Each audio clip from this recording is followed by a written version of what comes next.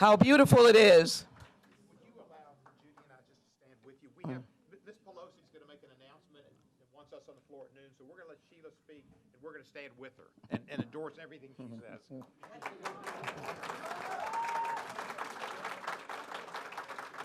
And I'm Congressmember Judy Chu from Los Angeles, and I'm just here to say I support your cause, and we'll let Sheila Jackson Lee speak for us. Right.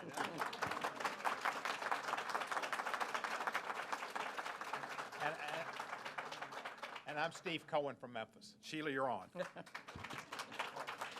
Well, I think the most important thing is when you see these outstanding members, Judy Chu, Steve Cohen, and you've seen others, we know that the freedom of Iran is on the lips of every single member of Congress. It is not a partisan issue. We demand democracy. We stand as Democrats. We stand with the President of the United States. Joe Biden is not going to let freedom be denied in Iran. You've got to stand up on that. We are fighting together.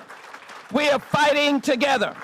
And we seek the freedom of all those in Iran. None of us wanted to leave this moment in spite of a call meeting by the Speaker of the House. And if anyone knows Nancy Pelosi, she is a freedom fighter and does not take anything when it comes to fighting for the survival of our people and the people of Iran. I am reminded, as I came in, my good friend said, when President Raisi was arrested, Sheila Jackson Lee was in the room with you and never stood away from viewing her as a legitimate president of Iran. I never ran away from MEK. I never stepped away from MEK. And the Democrats never stepped away from MEK. Freedom fighters, people who have experienced the loss and seen the bloodshed. As I drove in this morning, as Steve Cohen drove in, as Judy Chu drove in, we could not miss the accounting of those innocent heroes on the lawn who had lost their life to the brutality of the mullahs and each succeeding leader, while the brave Madam Rajavi, the president of Iran, stood in Paris holding up the bloodstained banner, but saying, I will never give up. I want to humbly come in this moment that I have to speak softly about the pain of mothers who came and hugged me when we had those pictures on the lawn between the Washington Monument and the United States Capitol. How potent symbols of freedom in spite of January 6th. Symbols of freedom. Both Steve Cohen and myself are on the Judiciary Committee. It is our responsibility to be the holders of democracy.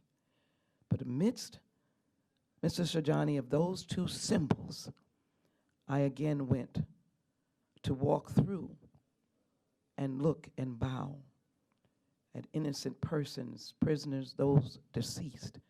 But way back, I hugged the mothers more than a decade ago who were crying for where their children were. Why were they slaughtered?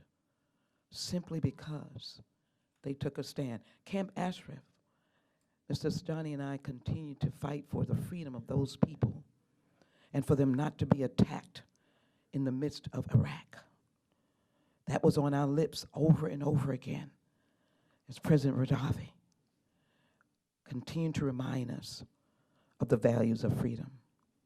I do not come here to appoint and point to any divide amongst those of us who are Americans, those of us who embrace Iranian Americans. There is no doubt that the diaspora, full of doctors and teachers and lawyers, business persons, have been a cornerstone of America's freedom. Even those Iranian Americans who put on the U.S. uniform so that they could fight for our freedom. Today we should come and proclaim that as we can see the pictures, I can feel the pain of the mothers, the fathers, who have seen and heard that there was no finding of their loved ones. Today I stand with hostages who are U.S. citizens who are in Iran, who cannot now be united with their families. I stand with a beautiful young woman, Miss Amini, who no longer lives. Can her sacrifice be in vain? Can the protesters that have been rounded up with the threat of death, thousands, can we leave them abandoned on the streets? Can those who have already gone to places of incarceration, desperate, not hearing from their families, can their sign-off be such that they never hear our voices? I can cite resolutions, you know that I'm on every one, and by the very fact of them and your brilliance and your advocacy, members flee from their offices toward the floor to debate those resolutions and to be able to cast their vote, yes.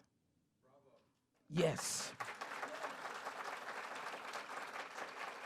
And so what is my challenge? My challenge is, as we begin the end of this Congress, and that we go in to 118th Congress, within the shadow of our minds, January 6th, when this place was under siege. But yet, patriots came together and demanded that we have a peaceful transfer of power.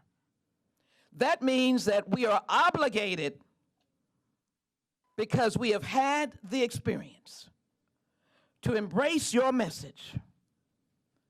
We have declared, as you well know, standing with Secretary Clinton, that MEK is not a terrorist organization. We did that together.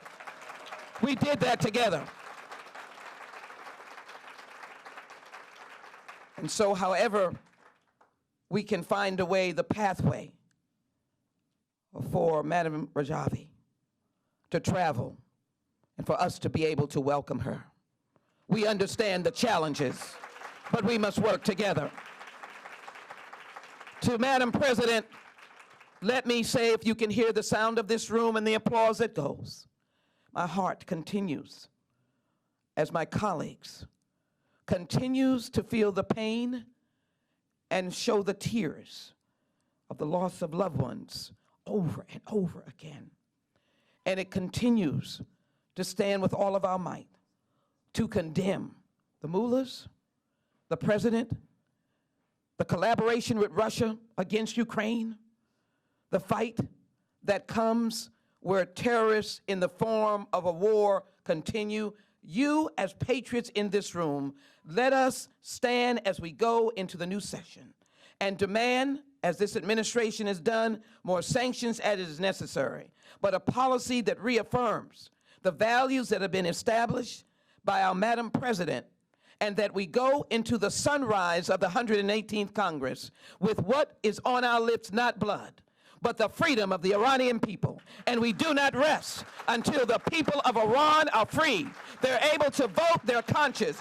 The Iranian Americans are able to go home, claim their land, claim their families, bury and honor those who died, and that we live in a free America and a free Iran. I will not rest until there is a free Iran. It is not partisan. It is bipartisan. It is all of us, and President Biden stands along with us as we do in the United States Congress. Let the following words go far, and let the victory not be mine, but be yours. God bless you. May the blessings be upon you. May freedom be on our lips, and may freedom be our call. And let us never give up, never give in, and never get out. The late John Lewis has challenged us to do. Thank you all so very much. Together, freedom, freedom. Let's hear it. Together, freedom. Together, freedom, freedom, freedom, freedom, freedom, freedom, freedom, freedom forever, forever. And that was a speech by Steve Cohen. I am so honored to see this, what you all are doing. We must have this kind of wonderful young leadership. I know she's 14, but probably not 14. But we are gratified for your leadership. Thank you so very much. That you came today. We love you. Thank you, and likewise. Mr. Cohen.